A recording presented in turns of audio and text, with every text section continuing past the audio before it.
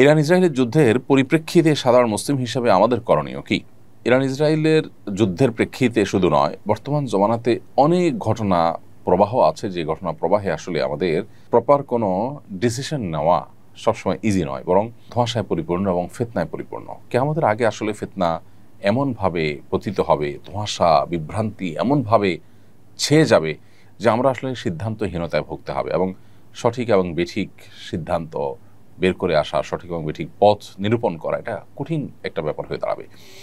Iran Israel যুদ্ধের ক্ষেত্রে ব্যাপারটা অত জটিল না হলেও একেবারে সহজও নয়। একদিকে আমরা জানি যে ইরান, তারা আমাদের কেবলাকে কেবলা মানে, আমাদের রসুলকে রসুল মানে ইরানের শিয়ারা। অপরদিকে আমরা এও জানি যে শিয়াদের একটা গ্রুপ তারা ইসলাম থেকে খারিজ হওয়ার মতো বিশ্বাস লালন করে। যদিও শিয়াদের মধ্যে আর অনেক গ্রুপ আছে, যারা অনেকেই আছেন যে ইসলাম থেকে খারিজ হওয়ার মতো বিশ্বাস লালন না করলেও ভয়াবহ বিদায়াতে তারা লিপ্ত এবং সুস্পষ্ট বিভ্রান্তি এবং গোমরাহিতে তারা আছে।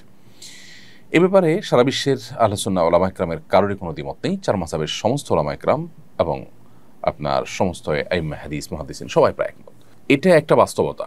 আরেকটা বাস্তবতা হলো যে আমরা জানি সিরিয়া সহ, ইরাক সহ মধ্যপ্রাচ্যের অনেকগুলো দেশে এই শিয়া প্রধান দেশটি ইরান বিভিন্ন সময় হামলা চালিয়েছে এবং বিশেষ করে অতি সম্প্রতি সিরিয়াতে হাজার হাজার বরং লাখো আহলে সুন্নাহর আলেমদেরকে হত্যা করেছে, মসজিদগুলোকে ভেঙেছে, দখল করেছে এবং সেখানে আপনার শিরকের রামরাজত্ব কায়েম করেছে। বিশেষ করে বাশার আল আসাদ যে কসাই হিসাবে পরিচিত, লক্ষ লক্ষ মানুষের জীবনহানি করেছে, যে সে নিজে ইরানের অনুগত এবং ইরানের সহযোগিতা নিয়ে সে তার এই জুলুমগুলো চালিয়েছে। তো এটা একটা বাস্তবতা।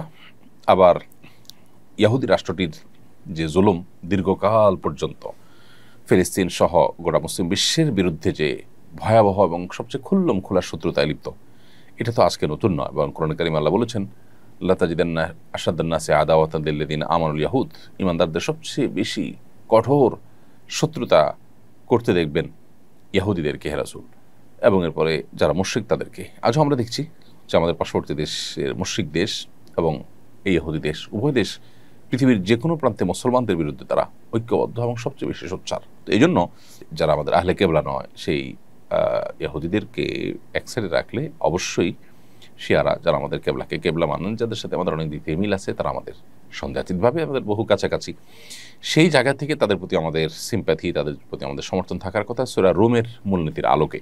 এর পাশাপাশি তারা এই চলমান যে আগ্রাসন, সে আগ্রাসনের মধ্যে তারা মাজলুমের ভূমিকা আছে।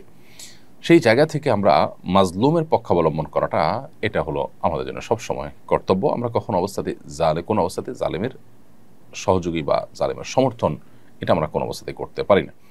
সেই সাথে আল্লাহ তাআলার কাছে আমাদের একটা কমন দোয়া থাকা দরকার, আল্লাহ চলমান সমস্ত ঘটনা প্রবাহের শেষ পরিণতির জন্য ইসলাম এবং মুসলমানদের জন্য কল্যাণ বয়ে আনে। সে দোয়াটা আমরা মনে প্রাণে আল্লাহ তাআলার কাছে বেশি বেশি নিবেদন করব এবং সকল প্রকার জুলুমের অবসান, জালেমের পতনকে আমরা আল্লাহ তাআলার কাছে কামনা করব কায় মনোবাক্যে।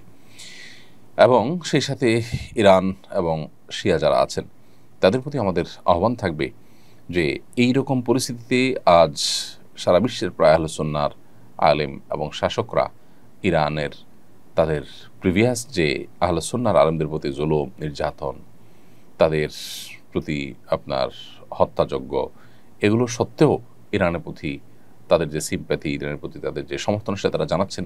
অতএব তারাও ভবিষ্যতে আহলে কেবলা নিজের স্বগোত্রীয় ভাইদের সাথে আচরণ করার ক্ষেত্রে তারা যেন আরও দায়িত্বশীলতার পরিচয় দেন।